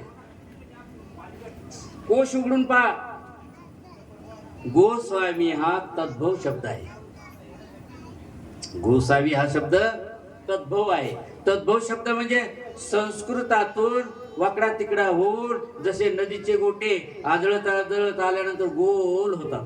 अगोदर असतात चौकोनीच गिट्टीवाणी, पण ते जेव्हा वाहत जातात तेव्हा ते गोल होतात. तशी भाषा, त्या भाषेतले शब्द हे काय होतात, समाजात उतरत उतरत कोणाच्या उच्चाराने बदलत बदलत बदलत जात असतात. तसा हा गोसावी शब्द, याला म्हणायचं तद्भव शब्द, उत्पन्न झालेला. मग मुळात शब्द कोणता असतो? तत्सम शब्द. तत्सम म्हणजे जशाला तसा. मग तो मूळ शब्द कसा होता गोसावी? गोस्वामीन. पहा, गोस्वामीन एवढं अवघड नाव घेण्यापेक्षा गोसावी. गोस्वामी म्हणजे गाईचा मालक म्हणजे श्रीकृष्ण, त्या नावाचा अपभ्रंश गोसावी. आणि आता गोसावी संप्रदाय निघाल्यामुळे तर आता गोसाव्याचा अर्थच गेला कुणीकडची कुणीकडे. आणि म्हणून श्री चक्रधर स्वामी जे गोसावी म्हणत होते ते स्वतःला म्हणत होते, आणि मी श्रीकृष्ण आहे म्हणून त्याने ते दाखवलेलं आहे श्रीकृष्णाचे लीला. पण नाही कळत जीवाला लवकर. त्याला एक तर चांगलं ज्ञान हवं आहे तरच कळतंय, नाही तर मनुष्य असंच वाहत जात असतो. म्हणून बंधूंनो, की ज्याप्रमाणे आपल्याला ज्ञान हवं आहे त्याचप्रमाणे आपल्या ठिकाणी सत्यता पण असायला हवी. पण ती सत्यता कशी? ज्ञानयुक्त सत्यता. ज्ञानयुक्त सत्यता, ज्ञानाची कास धरलेली सत्यता. त्याचप्रमाणे अहिंसा. अहिंसा म्हणजे केवळ एखाद्या प्राण्याचा जीव घेणं तीच हिंसा होते का? असं नाही. मन दुखवणं सुद्धा हिंसा आहे. आपण आई वडिलाचं, घरातल्या वडीलधाऱ्या माणसाचं मन दुखवतो काहीतरी बोलून, अपशब्द बोलून, ती सुद्धा हिंसा आहे. म्हणून ती हिंसा आपण करायची नसते. आपल्या समोर असलेल्या व्यक्ती त्याचा कुठेतरी मान सन्मान ठेवा. आपल्यापेक्षा वयानं ज्येष्ठ असलेले, आपल्यापेक्षा ज्ञानवान असलेले, त्याचा आपण मान सन्मान ठेवलाच पाहिजे. कारण ज्ञानाचा मान हाच परमेश्वराचा मान, ज्ञानाचा सत्कार हाच परमेश्वराचा सत्कार. पण ते ज्ञानाशिवाय पर्याय नाही. आणि म्हणून सत्य, अहिंसा आणि त्याचप्रमाणे आणखी काय पाहिजे की प्रामाणिकता. माणसाच्या ठिकाणी प्रामाणिकता आहे. प्रामाणिकता म्हणजे आपण जे करतो ते प्रामाणिकपणाने करायला पाहिजे. म्हणजे कसं? म्हणजे मी जे करतो हे मला तरी पटते का लोक सांगतात म्हणून करायचं. काही वेळेला पीछे से आया आगे धकाया अशी स्थिती होते. आणि म्हणून त्याला ती प्रामाणिकता त्यातले सापडत नाही. आणि होते काय, असं म्हणतात, दिसतंय तसं नसतंय म्हणून जग फसते. हे कारण आहे. कसं सारखं सारखं दिसतं. सांगितलं पुण्य, अहो पुण्य पुण्य पुण्य म्हणतात, पण पुण्यच पापाला कारणीभूत व्हायले ना. म्हणून म्हणलं तुम्हाला पुण्य नको का? कारण पुण्य पुढं पाप निर्माण करायला ना. तसंच आहे, हे दिसते ना सगळं सारखं, तसं नसते. तुम्हाला मी एक गोष्ट सांगतो. 3 डॉक्टर असतात खेड्यातले. एक डॉक्टर खूप शिकतो, अमेरिकेला जातो. एक डॉक्टर खूप शिकतो, शहरात जातो. आणि एक डॉक्टर आपला खेडेगावामध्ये औषधी देतो. तिघ जण एकदाच आले. आल्यानंतर चर्चा चालल्या, तू काय केलंस, मी काय केलं. तो म्हणतो माझ्या एवढ्या बिल्डिंग उभ्या आहेत, माझ्याजवळ एवढा कार आहे, माझ्याजवळ एवढी शेती आहे. एक म्हणतो मी असं आहे. आता खेड्यातला म्हणतो माझा दवाखान्यात धूळच बसलेली भरपूर आणखी, कारण त्याला एक करच्यावर जमीनच नाही तर करतं काय. आणि येणारे त्याला फीस देतात किती पण असो. आणि मग जो जास्त पैशावाला तो जरा जास्त शेखी विरवतो की असं आहे ते तसं आहे, तुम्हाला काय कळतंय, याला काय कळतंय, त्याला काय कळतंय. त्याला वाटतं मी ब्रह्मच गाठला. तिकडे चाललेले आहेत बिचारे. आता त्यातला एक लय चतुर होता चौथा. तो विचार करायला या तिघामध्ये फारच मजा यायली. मग काय झालं, तेवढ्यात एक माणूस पुढे चालला होता. तो लंगडत होता म्हणल्याबरोबर त्याला युक्ती सुचली. तो म्हणलं काहो डॉक्टर साहेब, तुम्ही तर लय तज्ञ आहेत. त्याने म्हटलं होतं मी की पाहिल्याबरोबर पेशंटला ओळखतो. काय झालं. त्याने म्हणे तो पुढे माणूस चाललाय, तर तो का तसं चालायला. जो अमेरिकेचा चांगला तो म्हणे याला काय झालेलं, म्हणे याचं म्हणे कमरत फ्रॅक्चर. दुसऱ्याला विचारलं, नाही म्हणे त्याची नस आखडली म्हणे. तिसरा खेड्यातला म्हणे नाही भाऊ मला काही सांगता येत नाही, मी आज्ञा. आता यानं गप्प बसवा ना, आपण असं करू, त्यांना विचारून आपण जाऊ. गेले, त्या माणसाला पकडलं. काय झालं रे, म्हणे काटा मोडलाय. दिसते तसं नसते म्हणून जग फसते. हीच अवकाळ आहे. म्हणून माणसाला जे दिसायले ना त्याच्याविषयी पोखरता आलं पाहिजे, म्हणजे त्याला चोखरता आलं पाहिजे, त्याला नीट पडताळा करता आला पाहिजे, तर तो वाचतो. नाहीतर मग तो फसतो. पापासारखं पाप, पुण्यासारखं पुण्य. परंतु पुण्य काय आणि पाप काय हे मात्र नाही कळत. त्याला फक्त परमेश्वरीय ज्ञान पाहिजे, शास्त्र पाहिजे, तेच फक्त त्याला समजू शकतं. अन्यथा वेळ पडल्यानंतर त्याला सुधरत नाही. समय सूचकता ही फार महत्वाची असते. समय सूचकता होती फक्त भगवान श्रीकृष्णाच्या ठिकाणी. विचार करा, भगवान श्रीकृष्णाच्या ठिकाणी जेव्हा युद्धाची तयारी झाली त्यावेळेस दुर्योधन त्यांची मदत मागायला गेला. श्रीकृष्णांनी आपलं पूर्ण घेऊन झोपलेले होते. त्यांना माहिती आहे आता युद्ध दोन्ही बाजूला आपापली माणसं ओढायला लागलेले आहेत, येणारच आहेत मला मदत मागायला.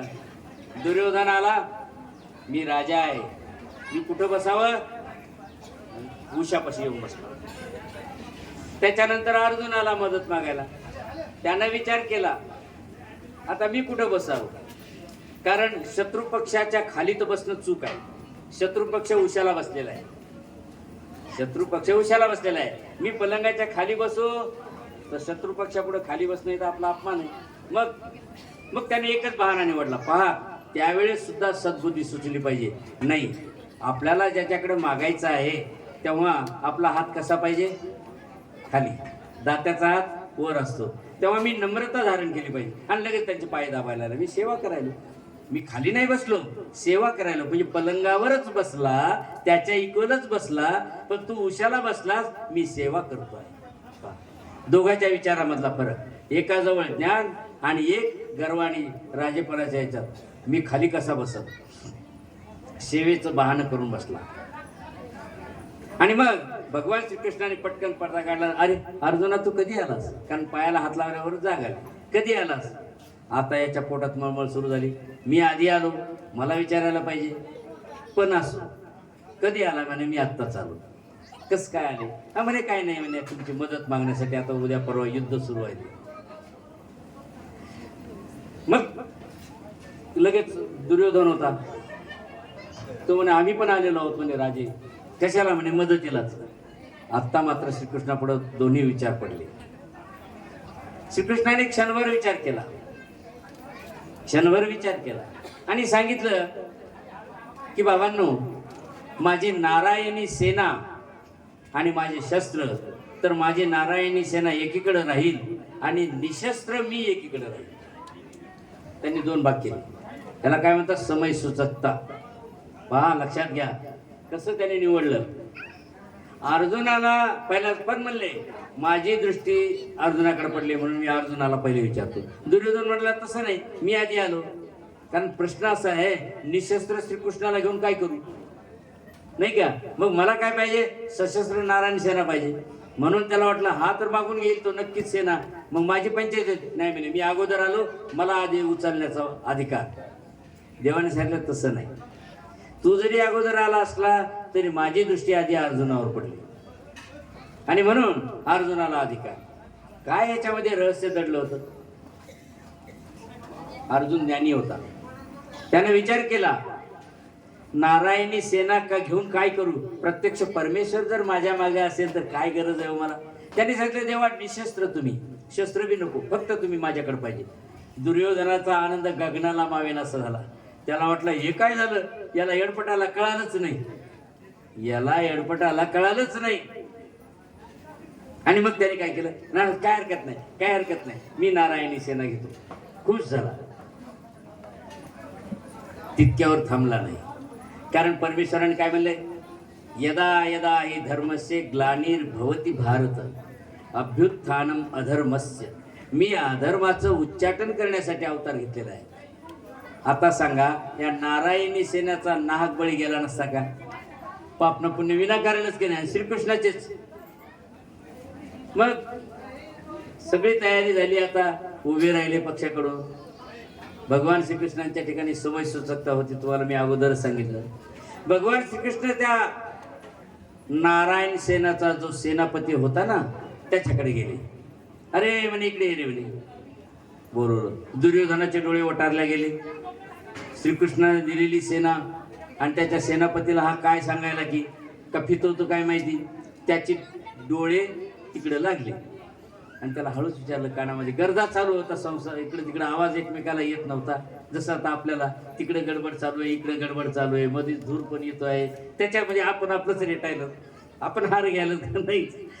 श्रीकृष्णानं त्याला हळूच विचारलं, काय रे म्हणे, तुमच्या तंबूमध्ये कापूस काय भाव चाललाय? ते त्याला वाटलं हे काय विचारलं.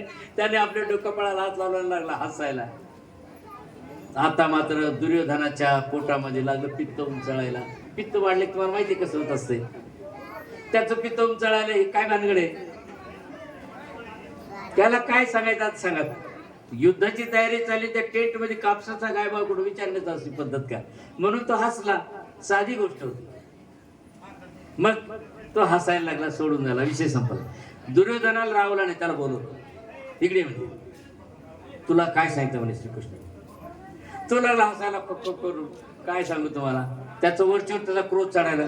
म्हणे मला विचारले कापसाचा काय भाव आहे म्हणे. अरे हा तर बनावट करायला मला म्हणे.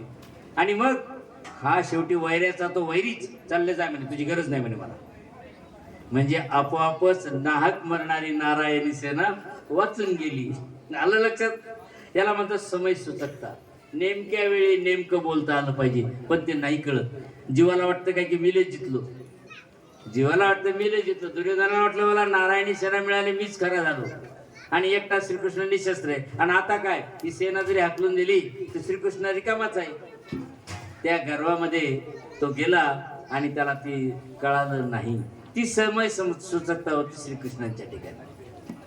आणि त्यांनी हळूच त्या प्रकारे ते नाहक जे जीव होते, विनाकारण जे मरणारे होते, त्यांना बाजूला केलं. आता राहिले अधर्मवंत, आता राहिले अधर्मवंत. आता अधर्मवंत का म्हणून? कारण त्यांच्या ठिकाणी धर्म नव्हता. त्यांच्या ठिकाणी धर्म नव्हता. का धर्म होता दुर्योधनाच्या ठिकाणी? त्याचं नाव काय होतं दुर्योधनाचं अगोदर? सगळ्यांना दुर्योधन माहिती आहे, पण दुर्योधनाचं नाव काय होतं? सुयोधन. काय नाव होतं? सुयोधन. सुष्टू योद्धा, चांगल्या प्रकारचा योद्धा. परंतु त्यानं जन्मभर कपट नीती केल्यामुळे त्याला नाव काय मिळालं? दुर्योधन, म्हणजे दुष्ट योद्धा. तर दुर्योधनाचं नाव होतं सुयोधन. ते नाही कळालं त्यांना. आणि म्हणून तो दुर्योधन तेवढ्याच्यात खुश झाला, सेना काढून दिली. परंतु तितक्यावरच भागलं नाही. धर्म हा फार महत्वाचा असतो. धर्म होता फक्त अर्जुनाच्या ठिकाणी. धर्म होता कारण त्याजवळ ज्ञान होतं. आणि म्हणूनच तो येताना सुद्धा मला मागायला जायचं आहे. मग आता खाली तर बसायचं नाही, पण बसला कुठं? पायथ्यापाशी. पण पायथ्यापाशी बसला तर अपमान वाटेल. नाही, मी भक्त आहे, मी सेवा करतो. पहा कशी त्याची बुद्धी. आणि मग भगवान श्रीकृष्णाने ज्या वेळेस त्या दुर्योधनाला जेव्हा पुढे योग आला, युद्धामध्ये होत असताना काय गंमत झाली ती तुम्हाला माहिती आठवतं का? खूप खूप काही घटना आहेत की ज्या घटनाचं मूल म्हणजे काय उकल असेल, कसं त्यावेळेस ते घडलं असेल हे समजतच नाही. अर्जुनाला काही समजत नव्हतं. अहो इतकंच काय, अर्जुन सुद्धा आपल्यासारखा जीवच. जेव्हा त्याला गर्व आला ना, युद्ध जिंकलं ना, त्यावेळेस ते काय म्हणायला लागला, मी युद्ध जिंकलं. कोण?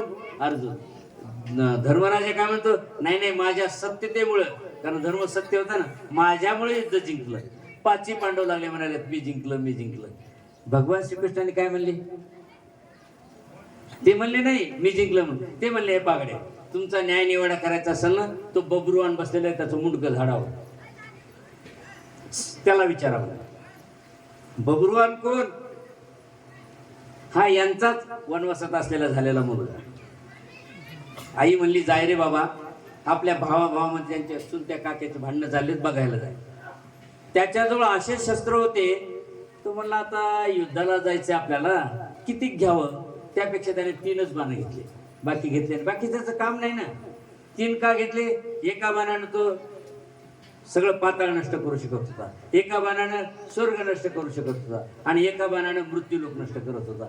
म्हणजे सगळं नष्ट होते 3 बाणात. मग बाकीचं कशाला घ्यायचे? आपले 3च तुकडे घेतले आणि निघाला. आईला विचारलं का रे बाबा तू कोणाचा पक्ष घेशील? म्हणजे जो हारल त्याचा, कारण त्याचा समर्थवाद होता. भगवान श्रीकृष्णाला सांगायची गरज नव्हती. ताबडतोब त्यांनी वेळ केलं, मी अधर्मवंताचा नाश करण्यासाठी अवतार घेतलेला आहे. कुणीकडून काय युद्ध यायले, कोणतं संकट यायले ते आधीच जाणत होते. त्यांनी काय केलं, रस्त्यात लगेच ब्राह्मणाचा वेश घेतला आणि गेले रस्त्यात. ब्राह्मणाचा वेश घेतले, या या या महाराज देव बळच तुम्हाला आशीर्वाद देतोय. तो क्षत्रिय होता, तो काही आशीर्वाद घ्यायच्या तयारीत नव्हता. अरे म्हणे कुणीकडे चालले म्हणे तुम्ही? हा म्हणे कौरव पांडवाचं युद्ध चाललेलं आहे, ते पाहायला चाललो. असं का म्हणे? आणि मग तुम्ही काय करणार? म्हणे मी काय करणार म्हणे जो पक्ष हरल त्याची बाजू घेईल. असं? आणि तुमच्याकडं आहे तरी काय 3च बाणाचे तुकडे? नाही ना म्हणे, हे 3 बाणाचे तुकडे असे आहेत म्हणे, एका बाणानं पाताळ नष्ट करतो, एका बाणानं मृत्यूलोक नष्ट करतो, एका बाणाने स्वर्ग नष्ट. असं का म्हणे? दाखवतो का म्हणे? त्यानं लगेच खालचा बाण मारला पाताळाचा. पाताळाचा बाण मारल्याबरोबर सगळं पाताळ पूर्णपणे काय झालं की त्यातलं चेतनत्व, त्यातलं जे सामर्थ्य होतं ते नष्ट झालं. भगवान श्रीकृष्णाने आपल्या पायाकडे पाहिलं, आपल्या पायाकडे पाहिलं, त्यांच्या अंगठ्याला तिथं चिन्ह उमटलं. अरे हे खरं आहे, कारण अंगठ्यामध्येच त्यांचं रहस्य होतं. शेवटी सुद्धा त्या अंगठ्यालाच बाण लागलेला आहे. आणि मग थांब म्हणे, बाबा मी ब्राह्मण माणूस म्हणे, बोल बोल, मी लय खुश झालो तुझ्यावर, बोल तुला काय पाहिजे, मी तुला आशीर्वाद देतो. तो म्हणला मी क्षत्रियाचं रक्त आहे म्हणे, आम्ही मागत नसतो, आम्ही देत असतो म्हणे. इथं अहंकाराला आडवा. तरणे को लीनता, बुडणे को अहंता. आणि नेमका अहंकार असं आहे का म्हणे, तू देतोस माझं? हो म्हणे, दे म्हणे वचन. घेतलं वचन. म्हणे मला तुझं मुंडकं दे आत्ता. हो, तो म्हणे मुंडकं देतो म्हणे, मी वचनाला मागे सरकत नाही, पण मला एकदा हे युद्ध पाहू द्या म्हणे. काय हरकत नाही म्हणे, तोपर्यंत तुझा आत्मा राहील. त्यानं मुंडकं तोडलं आणि दिलं. ते मुंडकं झाडावर ठेवून दिलं देवाने. बघत राहतो युद्ध कसं व्हायले. आणि मग इथं श्रीकृष्ण भगवान म्हणतात, तू युद्ध जिंकलं का त्यानं जिंकलं का हे वाद घालू नका. ते मुंडकं आहे म्हणे, ते झाडावर, त्याला जाऊन विचारा. ते गेले त्या बब्रुवानाकडे. अरे म्हणे काय रे म्हणे, युद्ध कोणी जिंकलं? अहो म्हणे या श्रीकृष्णाचं सुदर्शन चक्र सगळीकडे फिरत होतं आणि त्या सुदर्शनानं या सगळ्यांचा नाश केला म्हणे. तेव्हा यांचे डोळे उघडले की आम्ही काहीच नाही, आम्ही नुसते पुतळे होतो. केलं कोणी? श्रीकृष्णाने. म्हणून की यदा यदा हि धर्मस्य ग्लानिर्भवति भारत अभ्युत्थानम अधर्मस्य. मी अधर्माचं उच्चाटन करण्याला आलेलं आहे. आणि मग त्यावेळेस त्यांना कळालेलं आहे. म्हणजे भगवान श्रीकृष्णाच्या ठिकाणी ती गोष्टच नव्हती, अहंकारच नव्हता. ते फक्त त्याने सांगायचे हे असं आहे. आणि म्हणून आपल्याला सुद्धा तीच गोष्ट शिकवलेली की तुम्ही निरहंकारी बना, अहिंसावादी बना, सत्य बना. सत्य मात्र तुम्हाला मी सांगितलेलं आहे, सत्य ज्ञानयुक्त सत्य असावं. म्हणजे काल सापेक्ष, परिस्थिती सापेक्ष, व्यक्ती सापेक्ष. चोराला कधी खरं बोलतात का हो? नाही का? एखादा चोर रस्त्यात भेटला त्याला खरं बोलसाल का तुम्ही? माझ्या घरामध्ये बिल्डिंग मध्ये आमच्या आमच्या तिजोरीत ठेवलेले बापू, असं सांगसाल का? कधीच सांगायचं नसतं. ते खोटंच बोलावं लागतं, पण ते खोटं ते खरं असतं, कारण व्यक्ती सापेक्ष.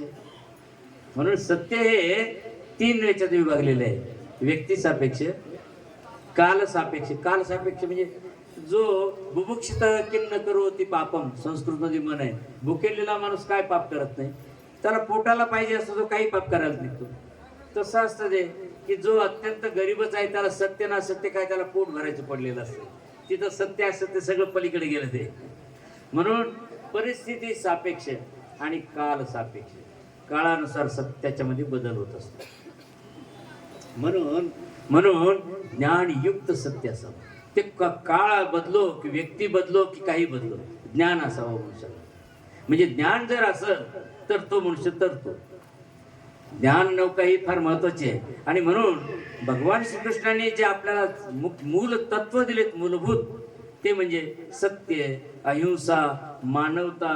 बरं तुम्हाला हे सांगतो, आता ह्या ज्या निघाल्यात काय हे संस्कार काय म्हणतात? म्हणतात मेल्यानंतर पाणी पाजावं, नाही का? का बरं जिवंतपणे का नाही पाजत? जिवंतपणे तर वेळ नसतो कुणाला पाहायला. आई वडिलांची सेवा करतानाची गोष्ट सांगतो, पाजतात का कोणी? मेल्यानंतर. मग काय, मी पाणी पाजलंय, तिथं अर्धा एकरचा तुकडा माझा. अरे ये पाण्याचं तिथं आहे पाणी पाजण्याचं रहस्य. पाणी पाजणं किंवा किंवा त्याच्या नावाने पित्र घालणं, काय प्रकार काय चाललाय हा? अहो निवळ तुम्हाला लोकांना बनविलंय त्या मनुस्मृतीनं. त्या मनुस्मृतीनं तुमचं सगळं स्वत्व गमवून टाकलंय. कसले पितरण, कसलं ते पाणी पाजणं, हे सगळं थोतांड आहे मनुस्मृतीचं. तुम्हाला उदाहरण सांगतो. भगवान श्रीकृष्ण म्हणतात, त्याच्या आधी तुम्हाला हे सांगतो आधी, की पाणी पाजणं किंवा पिंडदान करणं काय प्रकार आहे. अर्जुन पहिल्या अध्यायामध्ये म्हणतो. साधे भोळे लोक काय म्हणतात, मला म्हणतात, बाबा गीतेमध्ये सांगितलंय. काय सांगितलंय? पिंडदान करावं, पाणी पाजावं. कुठं सांगितलंय? तर अर्जुन म्हणतो, देवा असं जर मी केलं, भावंडाला मारलं तर संकर निर्माण होईल. संकर निर्माण झालं तर काय होईल? म्हणे लुप्त पिंडोदक क्रिया, म्हणजे पिंडदानाचं पाणी पाजण्याच्या क्रिया बंद पडतील आणि म्हणून मला पाप लागत. देवाने त्याला काय उत्तर दिलं? अरे असं नपुसकासारखं शंडवाणी काय बोलतोस सांगा. म्हणजे हे पिंडदान करणं, पित्र घालणं, हे सगळे नपुसकाचे काम म्हणून सांगितलं त्याला. दुसऱ्या अध्यायाच्या सुरुवातीलाच त्याला छापलं चांगलं. पण अज्ञान लोक काय म्हणतात, गीतेत सांगितले, गीतेत सांगितले. अर्जुन म्हणायला तो गीता कधी कळते? गीतेमध्ये काही लोकांचे मत सांगितलेले आहेत, गीतेमध्ये काही लोकांच्या रूढी सांगितल्यात, गीतेमध्ये काही परंपरा सांगितल्यात, आणि त्याच्यातून भगवान श्रीकृष्ण सांगतात असं करावं, तर त्याला गीता कळाली. म्हणजे गीता सुद्धा समजण्यासाठी गीतेमध्ये कोण बोलत आहे, कोणाला बोलत आहे, कशासाठी बोलत आहे, हे जेव्हा कळतं तेव्हा गीता कळते. नाही तर गीता कळतच नाही. सरळ म्हणतात गीतेत सांगितलं, गीतेत. अरे गीतेत ते मत सांगितले रे बाबा. जसं उदाहरणार्थ शुक्ल कृष्ण गती हे ते जगत शाश्वते, म्हणजे हे शुक्ल पक्ष, कृष्ण पक्ष, तिथी वार, आता ते काय आहे?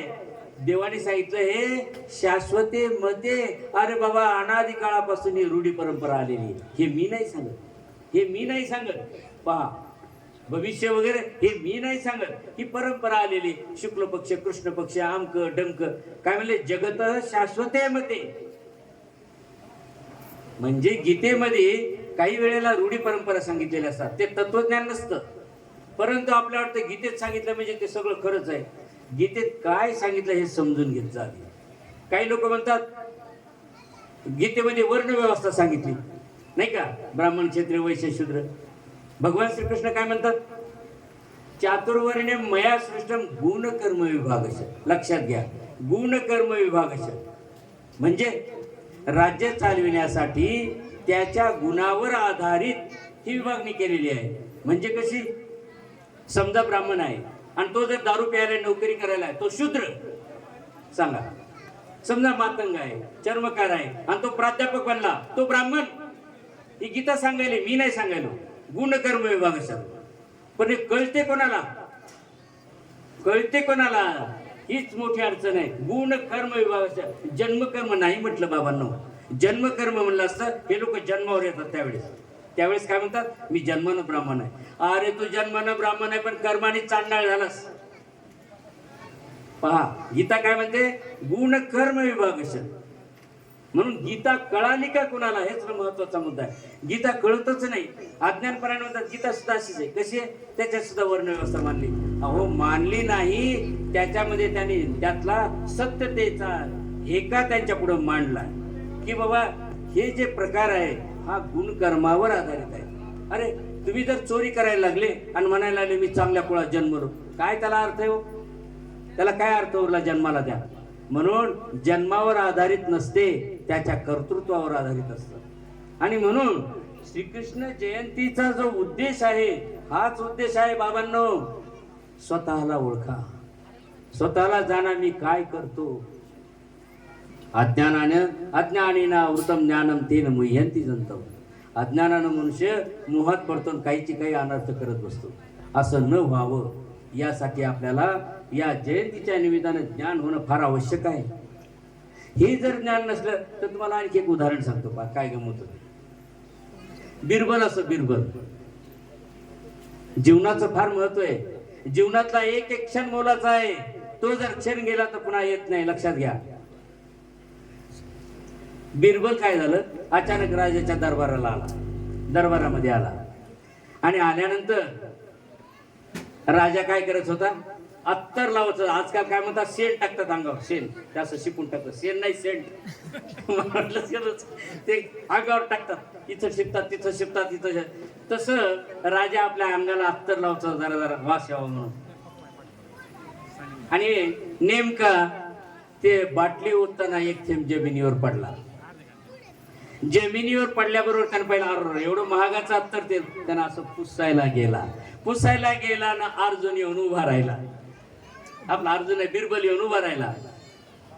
आता हो बिरबल काहीच बोलला नाही, राजाला कोण बोलला, परंतु राजाच्या मनामध्ये संशयाची पाल चुकचुकली. पहा संशय फार विचित्र असतो बरं. संसार नाश करण्याला कारण संशय. पती आणि पत्नी दोघ जण विश्वासानं असले तर संसार गोड. आणि एकदा का त्यांच्यामध्ये संशय आला की भगवान श्रीकृष्ण म्हणतात संशय आत्मा विनश्यती. एकदा का संशय शिरला की तो संशय नाशालाच नेतो. म्हणून प्रामाणिकता असावी, आपल्या पत्नीवर विश्वास असावा, पत्नीचा पतीवर विश्वास असावा. विश्वासावर जग चाललेलं आहे. संशय नका ठेवू. पाहणं कानाचा आणि डोळ्याचा 4 बोट फरक असतो. आणि म्हणून याचं मन याला खायला लागलं. मी राजा आणि कंजूस आणि जमीनचा तर तेल पुसतो. अरे हे तुला अपमान झाला, आता काय करावं. आणि बिरबल काहीच नाही, तो आपला स्वस्त उभा होता. पण याच्या मनामध्ये खिचडी लागली शिजायला, खुदखुद व्हायले. आता कधी मी त्याला दाखवू की मी काय असा तसा आहे का? मी तर या असं तर कित्येक आत्ताच्या म्हटलं फेकून देऊ शकतो. परंतु ते फुटले पुसलेलं काही ते लवकर निघत ना, पंचायतच आली. आणि मग काय केलं त्यानं, 1 दिवस गेला, 2 दिवस गेला, खूप विचार केला आणि मग ठरवलं की बिरबलाला आता शिकवायचंच की मी किती उदार आहे. हौदामध्ये अत्तर तेल टाकलं हौदामध्ये आणि पोहायला लागला आणि नोकरातर्फे बिरबलाला बोलवायला पाठवलं. काही काम आहे राजाने तुला बोलवलं. मस्त बिरबल आला ना, पायानं असं अत्तर हाणायचं, सगळीकडे अत्तर उडायला लागलं जमिनीवर. तिथं एक थेंब पुसला होता आणि आता इथं लातानं पायानं असं उडवायला अत्तर आणि सगळीकडे अत्तर उडायलंय. जणू काही मला काहीच किंमत नाही, मी असा इतका उदार आहे. आणि इतकं झाल्यावर मी अर्जुन गप्पच. आता हे गपलं बेकार. ते मौन काही सुधरण झालं. याला वाटायला लागलं वा राजे लोक किती सुगंध सुटला, काहीतरी म्हणल. याने 1 नाही 2 नाही, राजे काय आज्ञा आहे, मला कशाला बोलवलं? नाही म्हणे तुला याच्यासाठी बोलवलं, तुला कसं वाटायला म्हणे, आता कसं वाटायला म्हणे. आता आहे का नाही खाजून अवदानानं. तो म्हणला राजे बूंद से गई सो हौस से नहीं आती. सगळीच उतरली, कारण एका थेंबानं तुझी जी इज्जत गेली, खालचं तेल पुसून घेतलं ना. बूंद से गई सो हौस से नहीं आती. आता तू पोहला काय आणि गटारात अत्तर ओतलं तरी गेली तुझी. अशी कथा असते. म्हणून माणसानं एक तर त्याचा संशयच तो सगळा नडायलाय. बिरबल काही बोलत होता का? काहीच नव्हता बोलत. विनाकारण त्याच्या मनात खचखच सुटत राहिली आणि तसंच आपलं होतंय. आणि म्हणून आपण संशय घेऊच आपण मरतो. म्हणून बंधूंनो, अगदी निसंशय राहायचं, निसंकोच राहायचं. आहे त्यात सुख मानलं पाहिजे, आहे त्यात समाधान ठेवलं पाहिजे आणि आपल्यापेक्षा वडीलधाऱ्या माणसांचा मान सन्मान ठेवलाच पाहिजे. असं म्हणतात लेकराचे पाय पाळण्यात दिसतात. कसे दिसतात? आता एखादं समजा म्हातारा मनुष्य नालीत पडलं की आमचे गल्लीतले पोरं काय करतात? हे हसतात. म्हणजे हे आसुरी संपत्तीचे बेटे. आणि एखादा कसा असतो? अरे अरे बाबा पडले, पळत जातो, त्याला उचलतो. बाबा लागलं का? वर करतो. हे दैवी संपत्तीचा माणूस. लेकराचे पाय पाळण्यात दिसत. म्हणून आपण आपल्या लेकराला संस्कार देत असताना त्यांना सांगायचं, बेटा कोणी पडलं तर हसायचं नसतं. उलट एकतर करू वाटली तर मदत कर, नाहीतर गप्प तरी पैसे, हसू नकोस. म्हणजे हे लेकराला आपण वळण लावलं पाहिजे. लेकर पाहत मी एखादा सायकलवरून म्हातारा मनुष्य पडला लगे हे जात घेतात. याला काय हसू आलं? म्हणजे दुसऱ्याला त्रास झाला म्हणजे याला आनंद होतो. हे कोणाचं काम आहे? आसुरी संपत्ती, राक्षसी प्रवृत्तीचं काम आहे. म्हणून आपल्या लेकराला जागीच ती राक्षसी प्रवृत्ती खोडून टाकली पाहिजे. त्याला लगेच उपदेश केला पाहिजे. असं कधी करू नये. तर आपले लेकर चांगले होतील, तर आपलं जीवन चांगलं होईल, सुखी होईल. आणि सुखी माणसाचा मंत्र हाच कराय. मी तुम्हाला सांगितलं ना की पुण्य केलं, खूप संपत्ती मिळवली म्हणजे तुम्ही सुखी होसाल नाही. उलट ते दुःखाचं मूळ आहे, पापाचं मूळ आहे. म्हणून पाप पुण्य हे दोन्ही कसे आहेत? हे चक्र आहे. म्हणून आपण निष्काम कर्म करावं.